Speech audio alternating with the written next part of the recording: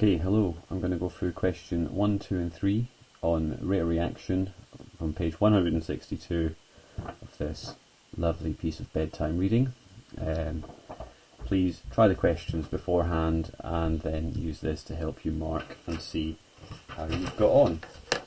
So all the questions are in here. I'm assuming you've got the book, so I'm just going to go through my own notes on this to make it as quick as possible.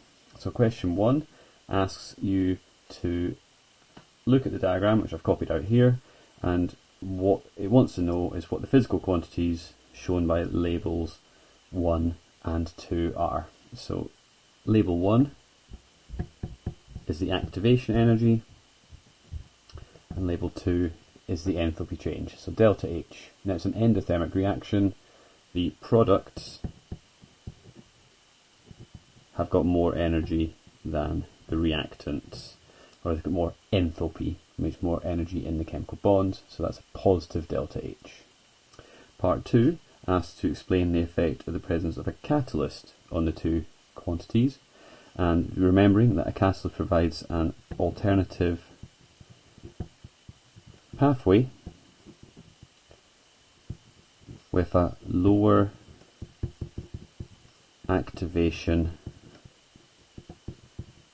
energy. This is the key phrase that you've just got to understand. So if we're to take this, it doesn't change the enthalpy of the reactants and the products, but it adds in a new pathway which has lower activation energy catalyzed. So as you can see, the activation energy is lower, but the enthalpy change stays the same.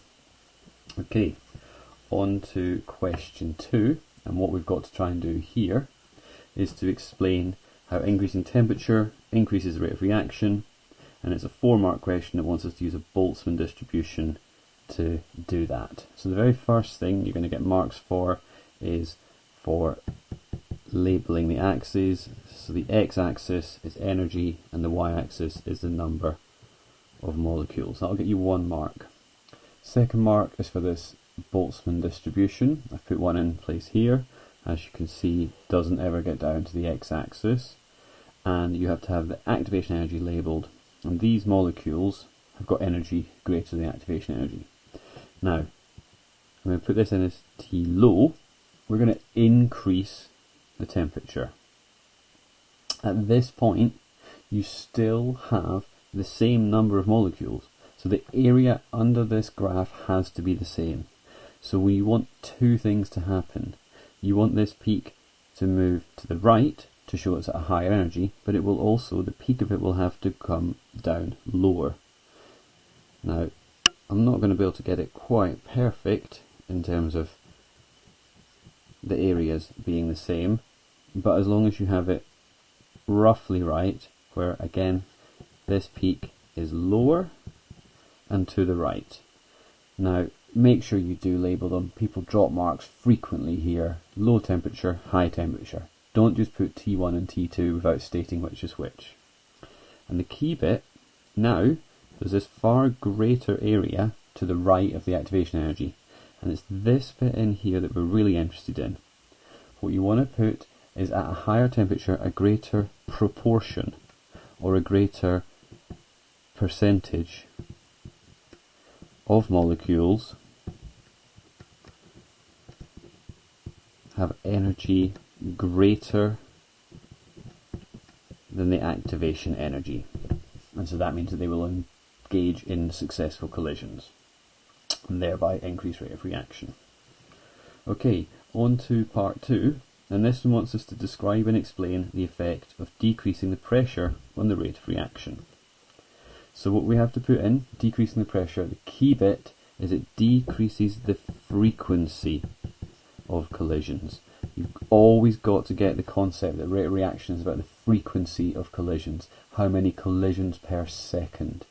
If you decrease the frequency of collisions, you will therefore decrease, again that keyword, the frequency of successful collisions, and therefore rate of reaction decreases. The question specifically asks you to talk about rate of reaction, so make sure you do bring it back round to that.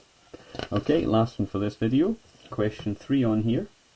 It tells us about the impact of catalysts in the environment and economics, and they talk about it being used for the production of ammonia in the Haber process. Now, you were given the start of a reaction profile, and you're asked here to complete it, and there's some key things. You have to include the products, you have to include the enthalpy change, and you have to include the activation energy for the forward reaction.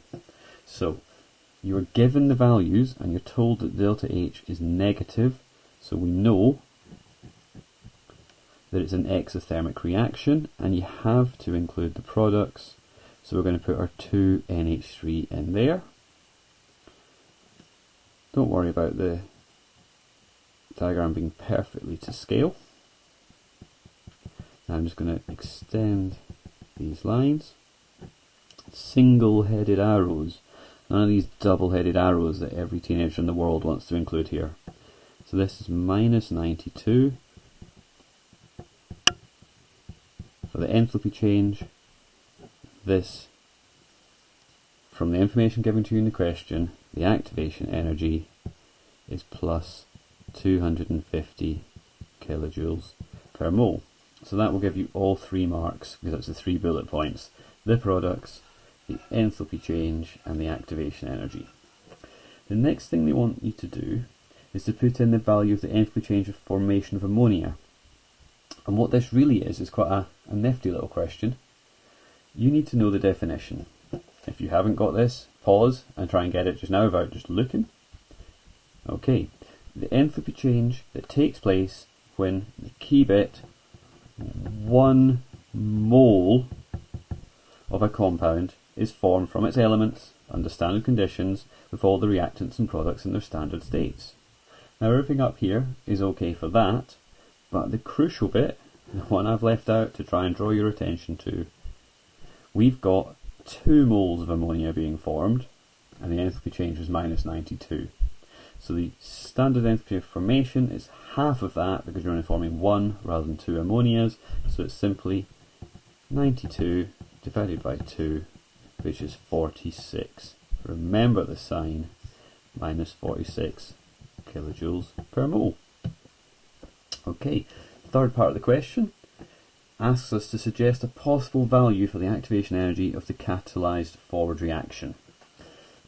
And people panic about this because there's no value information given to you. But what they want you to do is prove that you know that a catalyst provides an alternative route with a lower activation energy. So simply put, you have to pick a value that's between 0 and 250. So plus 227. There we go. Put the units in. Pick a value between 0 and 250. Okay, the very final one. It's a bit of a reminder to always look at the wording. It's now returning to an uncatalyzed reverse reaction, and what they want is the activation energy. So you can ignore the thing you've just done and go right back to the original values. If we were to draw this as the endothermic reaction to go from ammonia to the elements, then the activation energy is all the way from ammonia up to this highest point of the peak here.